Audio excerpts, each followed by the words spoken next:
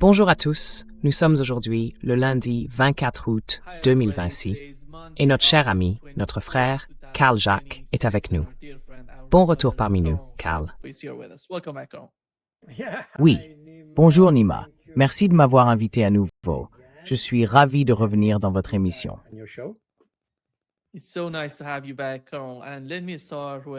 C'est un vrai plaisir de vous retrouver, Carl. Et permettez-moi de commencer par ce qui a été dit hier par le secrétaire américain au Trésor et par la réponse du chef du Conseil de sécurité national iranien. Voici ce qu'a déclaré Scott Bessent. Nous lancerons contre l'Iran le plus grand blocus financier jamais mis en place. Les pays qui continueront à commercer avec Téhéran deviendront des parias sur la scène internationale. Il a également précisé que Washington utiliserait tous ses moyens contre toute entité qui ne respecterait pas les nouvelles sanctions. L'administration Trump appelle les alliés des États-Unis et le reste du monde à cesser tout commerce avec l'Iran.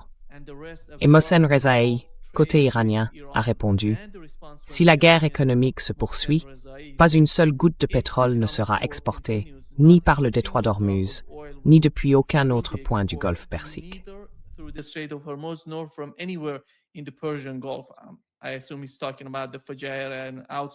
Je suppose qu'il parle de Fujairah et de l'extérieur du détroit d'Ormuz. L'Iran prendra pour cible tout pays, toute participation ou tout soutien d'un pays à la guerre économique menée par les États-Unis contre le peuple iranien. Et s'ils soutiennent les États-Unis, les Iraniens considéreront leur comportement comme un acte de guerre. C'est ce qui se passe. D'une certaine manière, les deux camps se préparent à une nouvelle étape, ou à une nouvelle phase, si l'on peut dire, du conflit. Comment comprenez-vous la manière dont cette guerre est en train de changer de forme et de visage? Pas dans sa totalité, mais on observe des changements majeurs dans sa physionomie.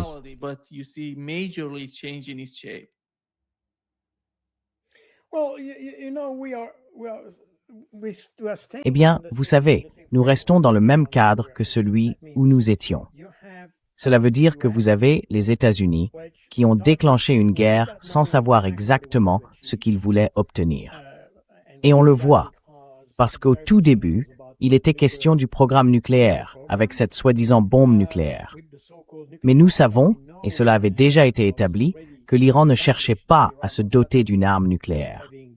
Il s'agissait donc simplement du programme nucléaire et du programme d'enrichissement, qui est d'ailleurs entièrement autorisé par le traité de non-prolifération. Et quoi que disent nos médias, l'Iran n'a jamais dépassé les limites prévues par le traité de non-prolifération.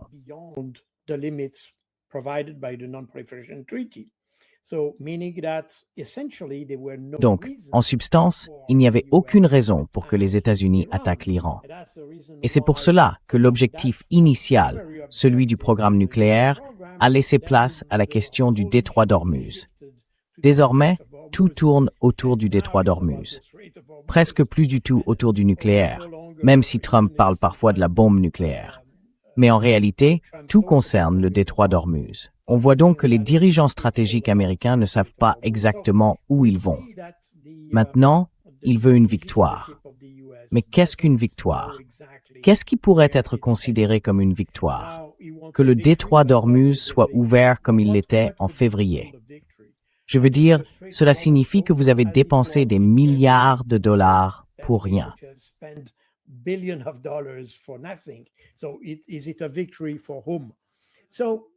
Alors une victoire pour qui? Du côté américain, on ne sait pas exactement où ils veulent aller. Du côté iranien, en revanche, on sait très bien vers quoi ils se dirigent. Parce qu'en fait, rappelez-vous, c'était ce qu'on appelait True Promise 4, promesse véridique 4. Cela signifie que c'était la 4e fois que l'Iran était attaqué à la fois par Israël et par les États-Unis. Et pour eux, il est parfaitement clair que s'ils n'adoptent pas une position très ferme dans leur réponse, il y aura une autre attaque, puis une autre, et cela continuera. Israël a même dit que tant que l'Iran ne serait pas détruit, il n'y aurait pas de solution. Nous sommes donc dans une situation que l'Iran perçoit comme existentielle.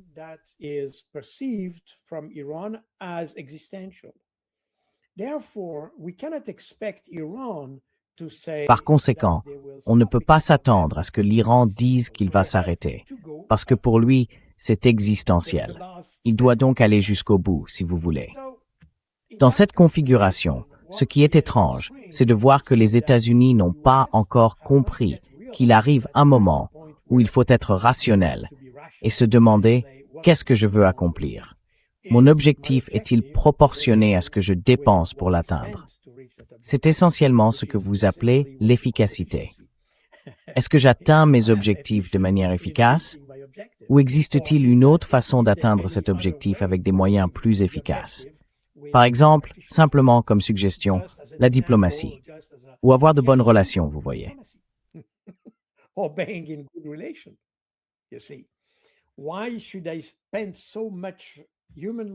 Pourquoi devrais-je dépenser autant de vies humaines, autant de matériel, autant de confiance? Car les États-Unis ont beaucoup engagé leur crédibilité dans ce conflit, en réalité. Leur crédibilité stratégique, militaire, mais aussi politique et économique. Alors est-ce que le prix en vaut la peine? Ne serait-il pas plus efficace de poursuivre un dialogue qui avait commencé plus tôt cette année et qui se poursuivait à Genève, au moment où les États-Unis ont commencé leur guerre, à la fin février? Le problème, ici, et encore une fois, c'est un problème que nous avons vu bien des fois, pas seulement avec cette administration, mais aussi avec l'Occident dans son ensemble, c'est que nous avons commencé des guerres sans savoir exactement ce que nous voulions accomplir. Nous avons tué beaucoup de gens.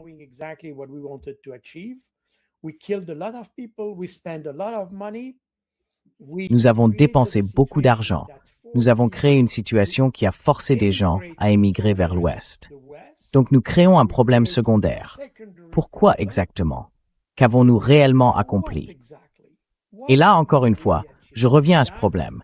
Nous avons un problème au niveau stratégique dans tous nos pays, pas seulement au sein de l'administration américaine.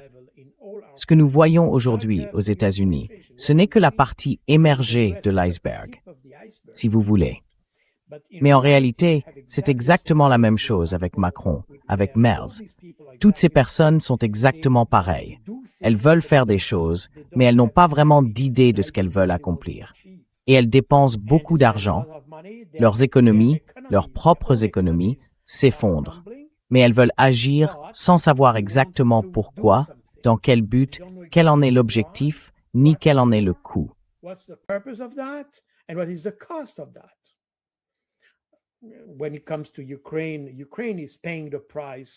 S'agissant de l'Ukraine, c'est l'Ukraine qui paie le prix pour les autres. Au Moyen-Orient, la situation est un peu plus simple, parce que, comme je l'ai dit, les États-Unis dépensent de l'argent, y engagent leur crédibilité et tout le reste. Mais en même temps, comme je l'ai dit, nous retombons dans des guerres qui, au fond, n'ont pas de but. Nous ne savons pas ce que nous voulons accomplir. Ils dépensent beaucoup et nous perdons beaucoup. En réalité, nous perdons bien davantage. Pas forcément sur le plan physique ou matériel, mais en crédibilité, dans nos relations, parce que l'Occident semble désormais avoir complètement abandonné la diplomatie.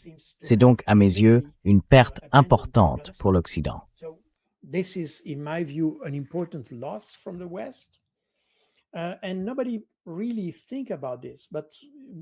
Et personne n'y réfléchit vraiment. Mais si vous regardez toutes les situations auxquelles nous sommes confrontés, que ce soit avec la Chine, au Moyen-Orient, avec l'Ukraine, avec le Groenland, ou, vous savez, prenez n'importe quelle situation. Comment résout-on ce problème? Par des sanctions. On peut ajouter des droits de douane, mais ces droits de douane sont utilisés comme des sanctions. Ils ne sont plus utilisés comme un outil économique. Ils sont utilisés comme une sanction. Et donc, le mot-clé dans l'ensemble des relations internationales entre l'Occident et le reste du monde, le mot-clé reste « sanction ». Et nous n'avons rien d'autre. C'est la seule manière de résoudre les problèmes. Imposer des sanctions à des personnes, à des pays, à des entités étatiques, peu importe.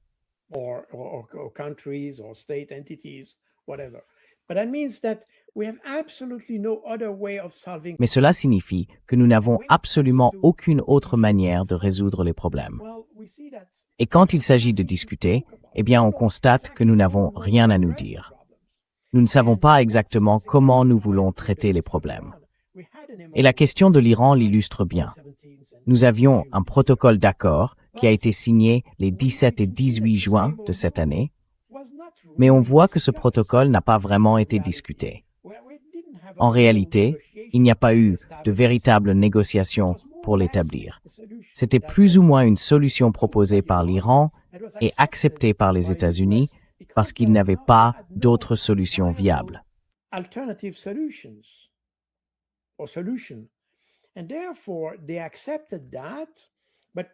Et donc, ils ont accepté cela. Mais à mon avis, ils l'ont accepté en se disant qu'ils ne l'appliqueraient pas. Parce que quelques jours après sa signature, eh bien, tout a repris avec ce blocus lancé par les États-Unis. Ils n'ont même pas attendu les 60 jours avant de commencer quoi que ce soit. Ils ont commencé tout de suite. Cela veut donc dire qu'ils n'avaient aucune intention de l'appliquer. Et on voit que toute la question de ce protocole d'accord a été discutée entre l'Iran et d'autres acteurs.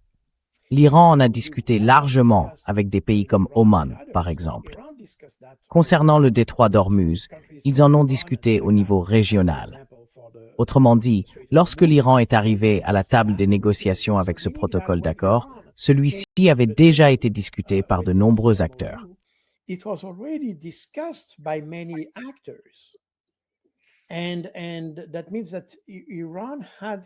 cela signifie que l'Iran était d'une certaine manière soutenu par d'autres, parce qu'ils n'avaient probablement pas d'accord, mais qu'au moins ils avaient informé les autres qu'ils allaient faire quelque chose comme ça. Et dans un certain sens, ils avaient des soutiens.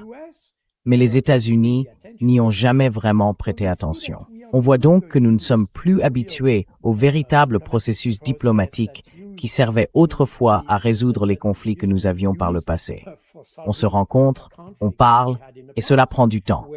On se rencontre une fois à Washington, une fois à Genève, et ainsi de suite. Autrement dit, c'est un processus. Ce n'est pas simplement un processus de discussion au singulier. Ce sont des discussions au pluriel, et ces discussions font partie d'un processus.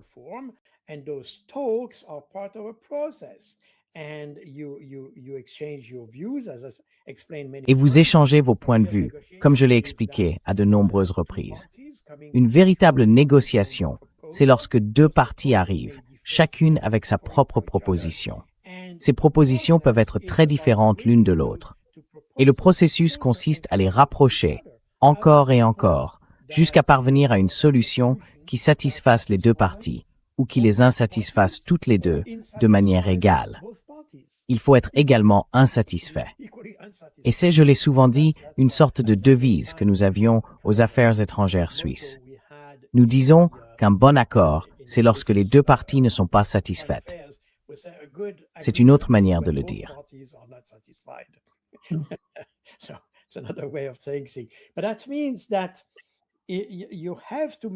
Mais cela signifie qu'il faut faire des concessions. Et les deux parties doivent faire leurs propres concessions jusqu'à parvenir à quelque chose où vous êtes satisfait des concessions que vous avez faites. Et c'est tout. Mais ce processus n'existe plus. On l'a vu même avec le conflit ukrainien. Nous avons eu quelques réunions à Istanbul l'année dernière et aussi en Arabie Saoudite. Mais on voit que c'était des discussions ponctuelles. Vous venez, vous discutez, vous n'êtes pas satisfait. Et c'est tout. Au lieu de prendre les premières discussions comme base pour poursuivre les échanges, on s'attend à ce que tout soit réglé dès la première réunion. C'est pas comme ça que ça marche. Vous savez, il peut falloir 10, 20, 30 réunions, je ne sais pas combien, avec des gens, avec des décideurs, avec des personnes qui peuvent décider.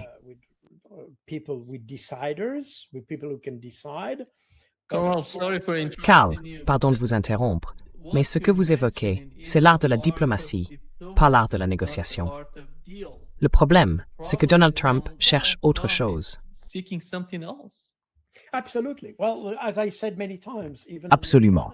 Eh bien, comme je l'ai dit à de nombreuses reprises, y compris sur votre chaîne, l'art de la négociation, c'est en substance ce qu'on appelait autrefois la diplomatie de la canonnière. Cela veut dire, vous acceptez ce que je vous dis, sinon je vous tire dessus. C'est ça, la diplomatie de la canonnière. C'est exactement ce que les grandes puissances, les puissances occidentales, faisaient à la fin du 19e siècle et au début du 20e siècle. Exactement cela. Vous dites, d'accord, nous voulons un accord avec vous. Voilà notre proposition. Et si elle ne vous convient pas, nous envoyons notre marine. Exactement cela. Et l'art de la négociation, c'est exactement ça. C'est exactement ce que nous avons vu avec Gaza, exactement ce que nous avons vu avec l'Ukraine. Je veux dire, c'est exactement leur manière de faire. Ils arrivent avec une proposition. Ils la mettent sur la table et disent « prenez-la ou laissez-la ». Mais si vous la laissez, je fournirai davantage d'armes à l'Ukraine.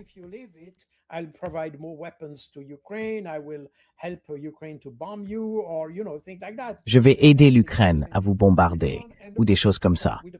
Et nous avons vu exactement la même chose avec les Palestiniens, lors de la question qui s'est posée début 2025 dans la bande de Gaza. Nous avons donc complètement perdu cet art de la diplomatie que je viens d'expliquer, qui repose toujours sur les relations humaines. Les relations humaines ne jouent plus aucun rôle, du moins aujourd'hui. Et c'est la partie triste de tout cela. Il faut haïr les gens. On met l'accent sur la haine. Et donc, on ne parle pas aux gens parce qu'ils sont le diable, le mal, peu importe. Alors, on ne parle pas au mal. C'est quelque chose que nous n'avions jamais eu. C'est un type de vocabulaire ou de terminologie que nous n'avions pas pendant la guerre froide.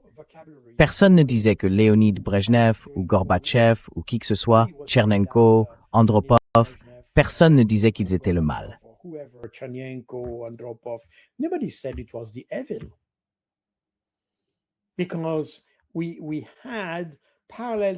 Parce que nous avions, parallèlement à ce qui se passait en Afghanistan, en Afrique ou ailleurs dans le monde, un processus de négociation qui se poursuivait. Même lorsque les Soviétiques ont abattu un Boeing coréen, le vol KAL-007, abattu par l'armée de l'air soviétique dans la région de Sakhalin, donc dans l'extrême-orient soviétique. Cet événement a eu lieu. Je veux dire, c'était extrêmement important, parce que tous les passagers de cet avion ont été tués. Bien sûr, il était entré, d'une certaine manière, dans une zone interdite, une zone restreinte de l'espace aérien soviétique. Et bon, je ne veux pas entrer dans les explications à ce sujet. Quelles que soient les circonstances, environ 250 Coréens ont été tués dans cet événement. Et c'était un enjeu diplomatique majeur. Je m'en souviens parfaitement. C'était en 1983. Je m'en souviens parfaitement. Mais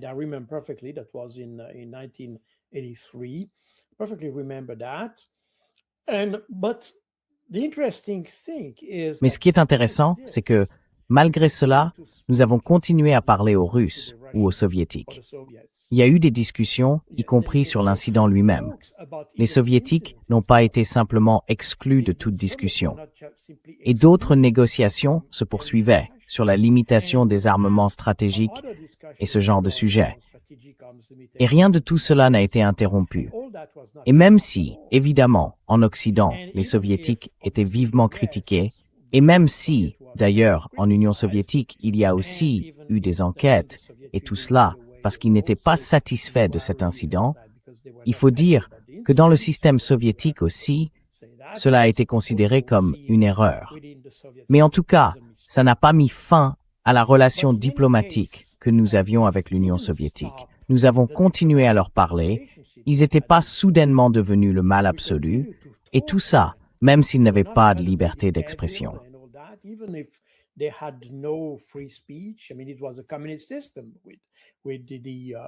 Je veux dire, c'était un système communiste, avec le goulag et les hôpitaux psychiatriques pour ceux qui n'étaient pas dans la ligne du parti. Je veux dire, c'était un système terrible. Mais ça ne nous a jamais empêchés d'avoir des relations diplomatiques avec eux. Et c'est précisément ce qui me frappe aujourd'hui. Pour une raison ou une autre, lorsqu'on désigne un pays comme ennemi, ça peut être les Palestiniens, les Iraniens, les Russes. Personne ne veut leur parler. C'est totalement absurde. Vous avez encore plus de raisons de parler à votre ennemi, si vous le considérez comme un ennemi, que de parler à vos... Je veux dire, vous pouvez évidemment parler à vos amis. Mais ce genre de comportement où l'on refuse de leur parler parce qu'ils sont stupides, mauvais ou peu importe, Vous ne résolvez jamais le problème et vous le maintenez. So you never solve problem and you maintain the problem. And that's exactly what we have seen. Essentially, Et c'est exactement ce que nous avons constaté. En substance, ce que nous observons entre les États-Unis et l'Iran, c'est un différend qui dure depuis presque 50 ans. Et malgré le fait que nous ayons eu plusieurs accords d'ailleurs entre les États-Unis et l'Iran, notamment les accords d'Alger, dans lesquels les États-Unis ont accepté de ne pas s'ingérer dans la politique intérieure iranienne. Et cela a été signé en 1981 à Alger, à la suite du différend lié aux otages de l'ambassade à Téhéran. Vous vous souvenez lorsque l'ambassade des États-Unis, le personnel de l'ambassade américaine a été pris en otage et ainsi de suite. Après cet épisode qui a duré presque un an, voire plus d'un an, il y a eu ces accords d'Alger et les États-Unis ont accepté de ne plus s'ingérer dans la politique intérieure de l'Iran.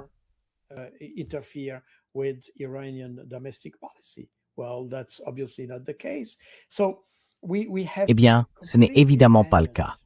Nous avons donc complètement abandonné ce que nous avons signé.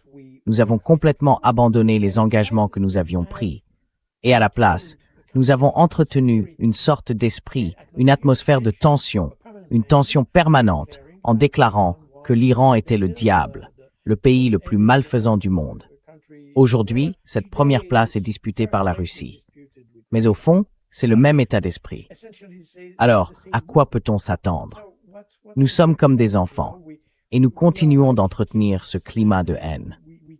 C'est inquiétant, parce que c'est aussi une question de maturité. Pas seulement de maturité politique, mais aussi de maturité des individus.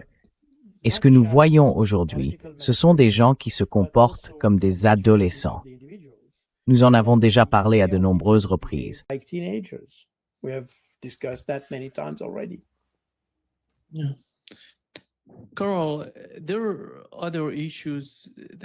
Carl, d'autres questions se posent parallèlement au conflit entre l'Iran, les États-Unis et Israël. Beaucoup de gens oublient peut-être qu'Israël a déclenché la guerre, et ce n'est pas le cas aujourd'hui. Aujourd'hui, tout tourne autour de l'Iran et des États-Unis. Mais Israël a un autre conflit en Syrie, avec la Turquie. Israël voit la Turquie comme une menace qui arrive en Syrie, de la même façon que l'Iran était présent en Syrie sous le régime Assad. D'une certaine manière, l'Iran et la Russie étaient perçus comme problématiques en Syrie pour Israël. Et maintenant, c'est la Turquie qui arrive en Syrie. Et hier, nous avons appris qu'en coulisses, ils pourraient se parler. Les États-Unis font de leur mieux pour rapprocher les deux parties. On a même entendu que le président de l'Azerbaïdjan pourrait faciliter cela.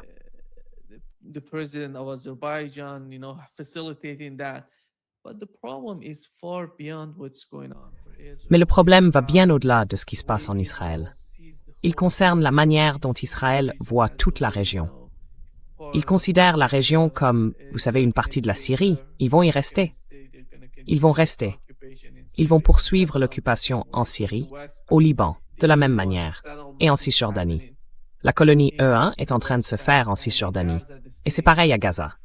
Pensez-vous que les États-Unis seraient capables de résoudre le problème entre la Turquie et Israël? Ou bien est-ce quelque chose de nouveau? Une nouvelle tendance, une nouvelle voie d'escalade dans cette région?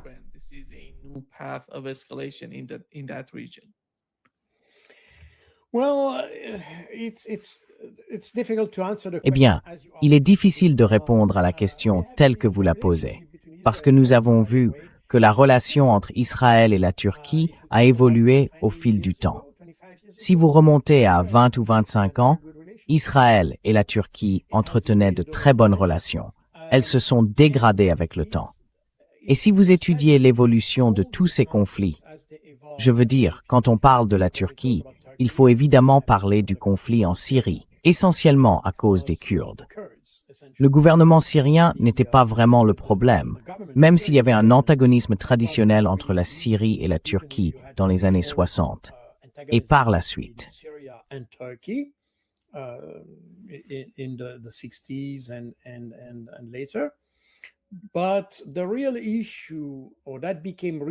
Mais le vrai problème, ou ce qui est vraiment devenu un problème avec les Kurdes, c'est que pour une raison ou une autre, les Kurdes utilisaient le territoire syrien, en particulier le PKK et ses différentes variantes, car le PKK compte de nombreux sous-mouvements qui lui sont liés, mais qui portent des noms différents, vivant en Irak, vivant en Syrie et profitant de la situation en Syrie.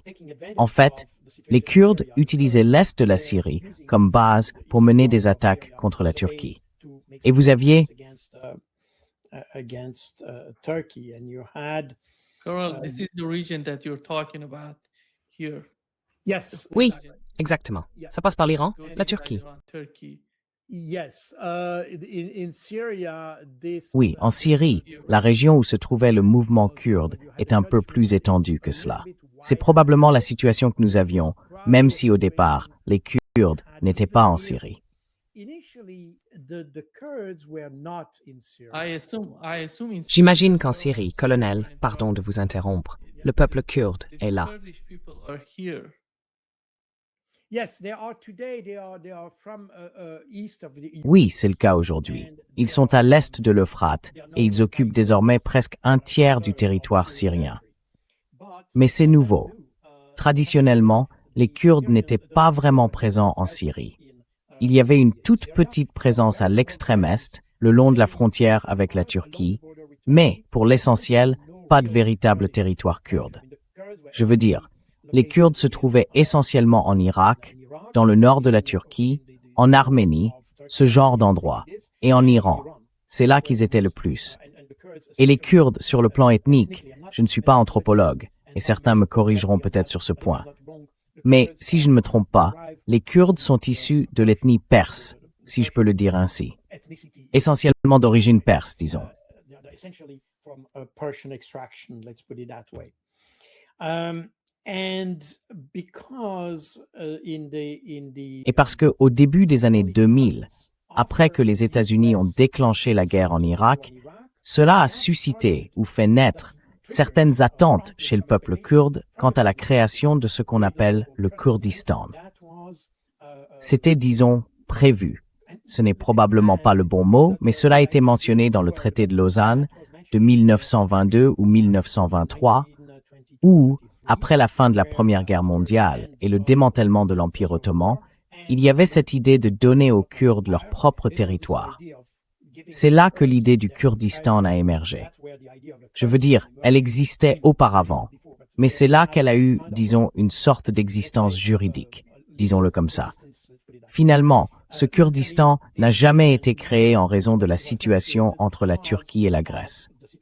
Et il y a donc eu certains compromis et certaines discussions politiques en Europe.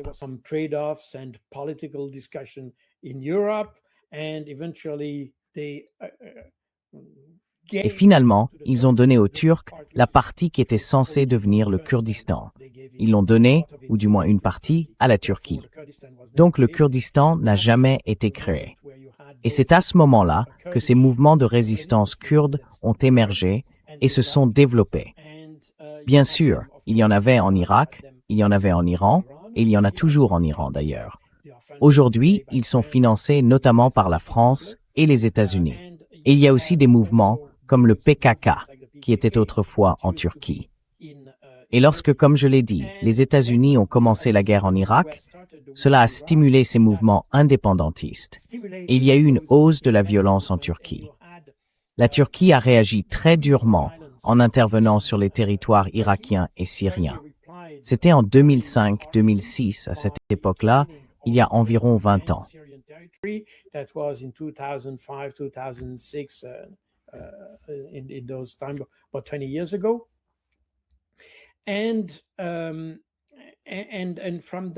Et à partir de là, ils ont commencé à repousser les Kurdes hors de Turquie. Ces Kurdes se sont alors retrouvés en Syrie. Ils ont commencé à y être davantage présents et ils ont alors créé un problème pour le gouvernement syrien. Voilà, si je peux résumer les choses.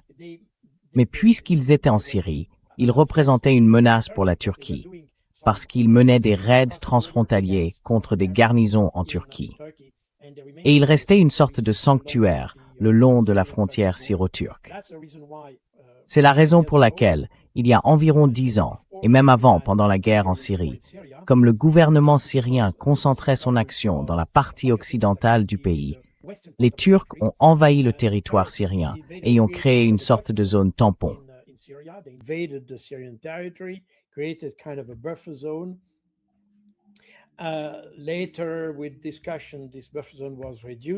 Plus tard, à l'issue de discussions, cette zone tampon a été réduite. Mais il reste encore une présence turque sur le territoire syrien. Et cela n'a pas vraiment réglé le problème. Les Kurdes veulent toujours leur territoire sur le sol turc. En Syrie, aujourd'hui, ils ont occupé un territoire qui, à l'origine, n'était pas un territoire kurde. Ils ont expulsé ou provoqué l'émigration de nombreux Assyriens. Les Assyriens, qu'on appelle parfois les Syriaques, sont ces Syriens chrétiens. Je veux dire, c'est en fait la forme la plus ancienne du christianisme qu'on trouvait dans cette région. Et la Syrie était le berceau de cette forme très ancienne de christianisme, qui parlait encore d'ailleurs. Et soit dit en passant, j'ai rencontré, enfin je ne savais pas que c'était lui, mais il m'a reconnu à cause de mes sanctions.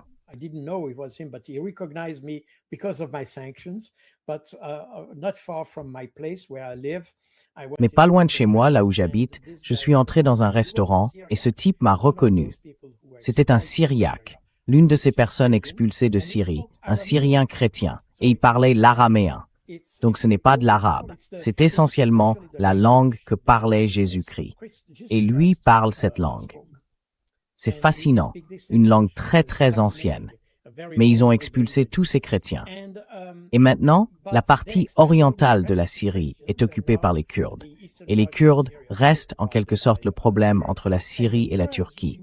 Cela devient aussi un problème entre l'Irak et la Turquie, et aussi dans une certaine mesure entre l'Iran et la Turquie. Enfin, même s'ils ont le même problème.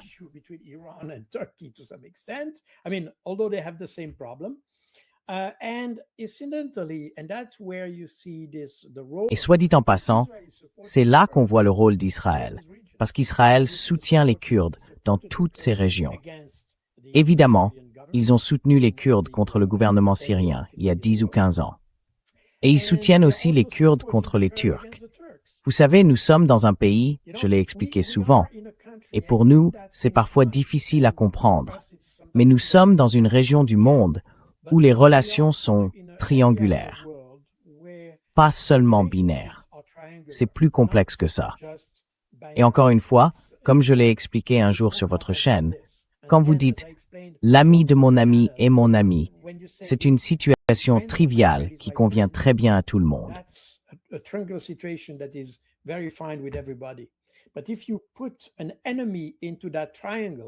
Mais si vous introduisez un ennemi dans ce triangle, alors ça commence à se compliquer. Et c'est une complication que l'esprit occidental n'est pas capable de comprendre. Alors qu'au Moyen-Orient, on peut vivre avec une situation où l'un des 3 sommets du triangle est un ennemi. Et ça explique aussi toutes les relations.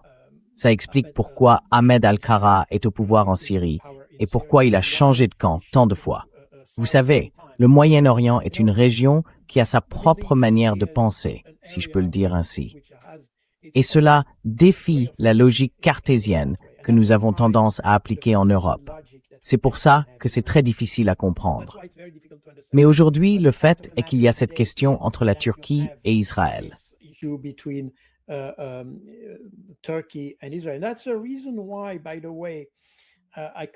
Et c'est la raison pour laquelle, d'ailleurs, je reviens sur cette alliance dont nous avons parlé, je crois, il y a 1 ou 2 semaines. Cette alliance entre l'Arabie saoudite, la Turquie et le Pakistan, vous vous en souvenez peut-être. Certaines personnes ont suggéré que cette alliance était dirigée contre l'Iran. Eh bien, aujourd'hui même, le chef de l'armée pakistanaise est en visite officielle en Iran. Et je vous l'avais dit, cette alliance n'est pas contre l'Iran. Elle est contre Israël. Et je le maintiens. Et on voit que ce dont nous avons été témoins récemment, vous l'avez peut-être mentionné ou alors je n'y ai pas prêté attention, c'est qu'un tribunal en Turquie a inculpé Netanyahou pour crime de guerre et a même émis un mandat d'arrêt contre lui. And even gave the order to arrest Netanyahu. So we see that we are very far away On voit donc qu'on est très loin de tout apaisement entre la Turquie et Israël, et pour des raisons évidentes. Parce que, comme je vous l'ai dit auparavant, Israël soutient aussi ses Kurdes. En fait, les Kurdes qui combattent la Turquie, mais aussi ceux qui combattent l'Iran. Vous savez, il y a ces différents groupes dans l'extrême ouest de l'Iran, juste le long de la frontière avec l'Irak. Et là, le terrain est très très difficile d'ailleurs. Il y a beaucoup de villages, comme Tangstal et choses. C'est difficile au contour.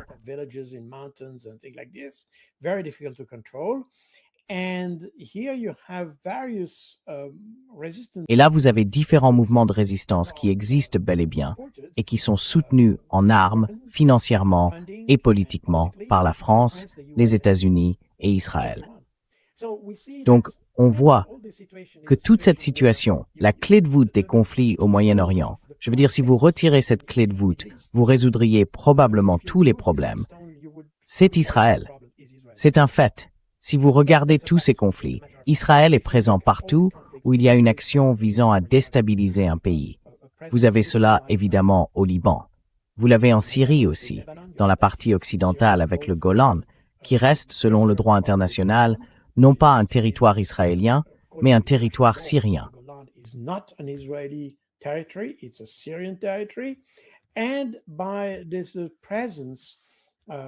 Et par cette présence, ainsi que par le soutien matériel apporté aux Kurdes dans l'est de la Syrie, mais aussi aux Kurdes du nord de l'Irak et dans le nord-ouest de l'Iran.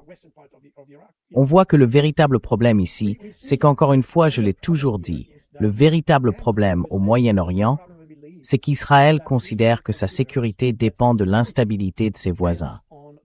C'est une conception de la sécurité nationale qui est le problème au Moyen-Orient. Si Israël se concentrait sur ses problèmes intérieurs et cessait de considérer les autres comme des ennemis, ce serait mieux pour tout le monde, y compris pour Israël.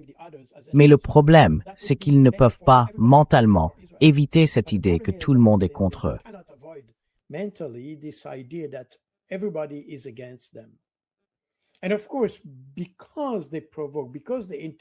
Et bien sûr, parce qu'ils provoquent, parce qu'ils interviennent, parce qu'ils les bombardent de temps en temps, ils vont bombarder la Syrie, ils bombardent l'Iran, évidemment, l'Irak, ils ont bombardé, évidemment, le Liban. Donc à cause de cela, bien sûr, à ce stade, ces voisins ont du mal à être amis avec un pays qui vous bombarde.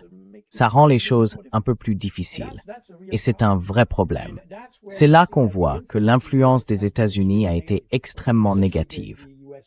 Essentiellement celle des États-Unis, à cause des liens particuliers entre Washington et Tel Aviv, mais aussi le rôle des Européens, parce que les Européens n'ont jamais aidé Israël à vivre en paix. C'est un paradoxe.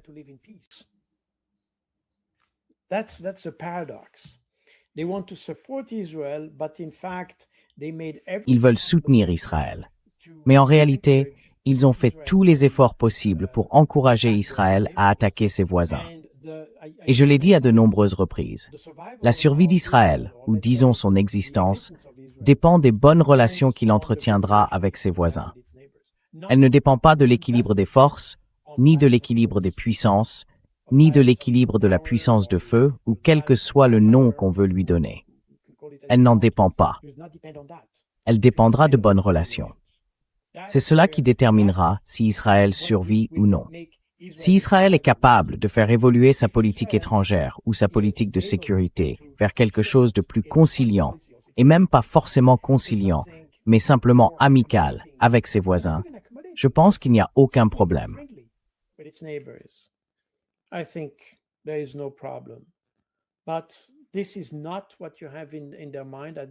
ce n'est pas ce qu'ils ont en tête à ce stade, surtout avec le gouvernement actuel. Et malheureusement, l'Occident et les Européens n'aident même pas Israël dans cette direction.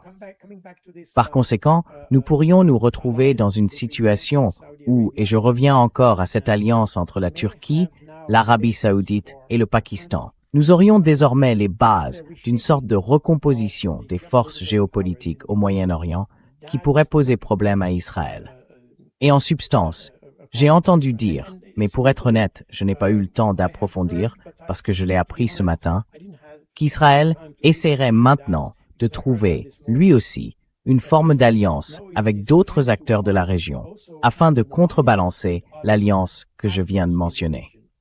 Donc, pour être honnête avec vous, je ne sais pas si c'est vrai ou non.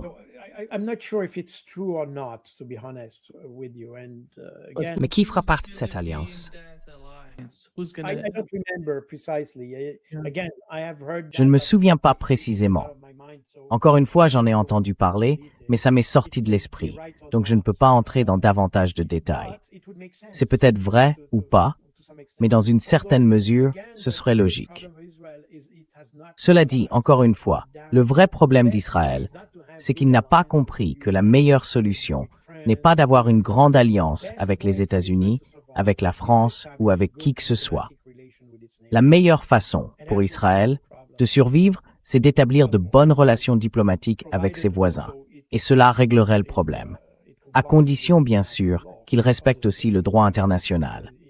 Évidemment, il est très difficile d'imaginer une amélioration des relations sans résoudre la question des territoires palestiniens occupés, qui est évidemment un problème, ainsi que de tous les territoires actuellement occupés par Israël, au Liban, en Syrie et ailleurs.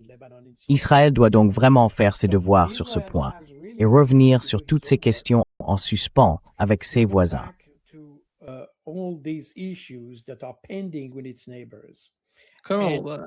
Mon colonel, désolé de vous interrompre, mais le problème, c'est qu'Israël ne les considère pas comme des voisins. Il voit ces gens comme des occupants sur la terre qu'Israël.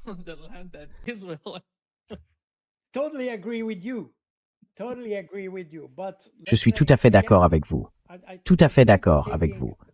Mais disons que, là encore, j'ai essayé d'adopter une position en quelque sorte objective sur cette question. Et vous avez raison. Surtout avec Ben Gvir, quand ils disent que la Syrie doit faire partie d'Israël et que le Liban doit faire partie d'Israël. Bien sûr, quand on a ce genre d'idéologie, parce que c'est une idéologie idéologique, cela rend les choses un peu plus compliquées. Donc, je suis tout à fait d'accord avec vous. Mais si je prends un peu de recul et que je regarde la carte, je me dis, voilà, il y a Israël, et il a des voisins. Et s'il résout les problèmes qu'il a avec ses voisins, et quand je dis résoudre, ce n'est pas en occupant ou en attaquant, mais en revenant à ses frontières.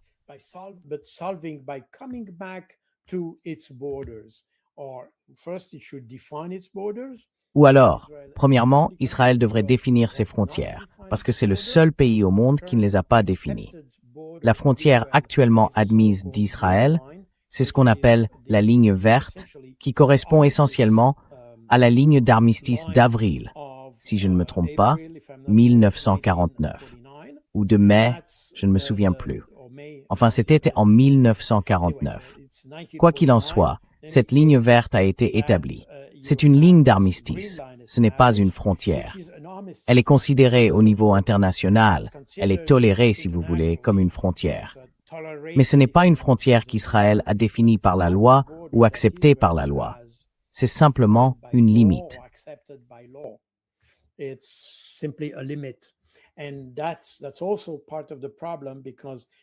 c'est aussi une partie du problème. Parce que ne pas avoir de frontière, cela veut dire que la frontière peut se situer là où passe la ligne verte, mais elle peut aussi aller plus loin. Et c'est exactement ça.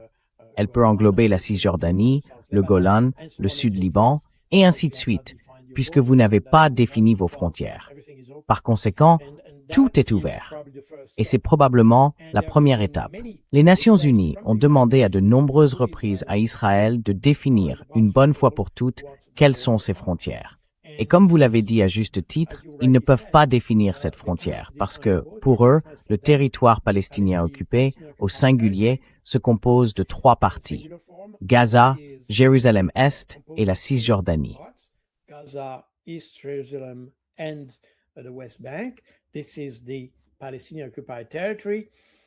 C'est le territoire palestinien occupé. Les Israéliens considèrent que le territoire palestinien occupé fait partie d'Israël. Point final. Et c'est pour cela qu'ils ne veulent pas définir la ligne verte comme leur frontière, parce que la ligne verte exclut évidemment le territoire palestinien occupé. Nous sommes donc dans une sorte d'impasse.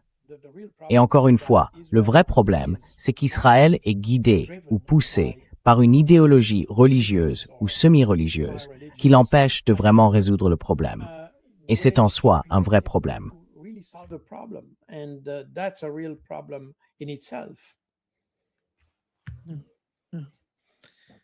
Je crois vraiment que les problèmes d'Israël ne sont pas à l'extérieur d'Israël, mais à l'intérieur d'Israël.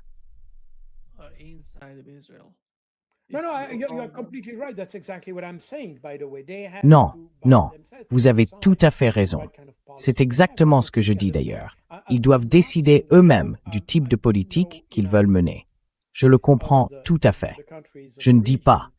Vous savez, je connais suffisamment les pays de la région et je n'ai jamais entendu, lors d'autres contacts que j'ai eus avec des militaires de pays voisins comme la Jordanie, la Syrie et d'autres, je n'ai jamais entendu ces militaires dire qu'ils voulaient détruire Israël ou occuper Israël. Je n'ai jamais entendu ça.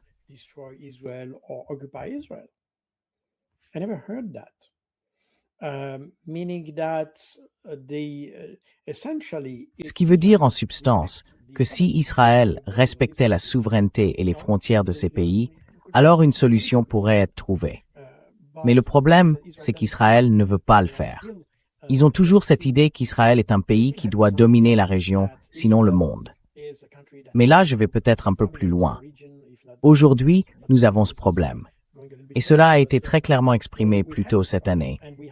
Mais aussi, je dirais, depuis l'année dernière, avec toutes ces opérations contre le Liban. Le gouvernement a en fait justifié l'occupation du Liban parce qu'il considérait que le Liban devait lui aussi faire partie d'Israël. Parce que c'est c'est plus qu'une perception. Ils sont convaincus qu'Israël ne se limite pas à cette partie du monde.